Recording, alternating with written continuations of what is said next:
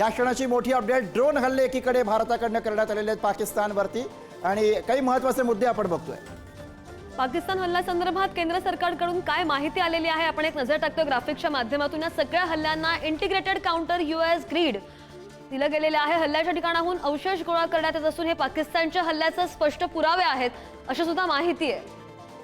भारतीय सशस्त्र दलांनी आज सकाळी पाकिस्तानमधील अनेक ठिकाणच्या एअर डिफेन्स रडारवरती हल्ला केलेला आहे। पाकिस्तानच्या हल्ल्यांना त्यांच्याच प्रमाणामध्ये आणि त्या क्षेत्रामध्ये प्रत्युत्तर देण्यात आलेलं आहे। लाहोर इथल्या एअर डिफेन्स सिस्टीम निष्क्रिय करण्यात आलेली आहे। पाकिस्तानकडून एलओसीवर उघड गोळीबार करण्यात आला आणि तोफांचा मारा करण्यात वाढवण्यात आलेला आहे। पाकिस्तान हल्ल्यासंदर्भात केंद्र सरकारने ही माहिती दिली आहे। पाकिस्तानच्या गोळीबारामध्ये 3 महिला आणि 5 मुलांसह 16 नागरिकांचा मृत्यू झालेला आहे।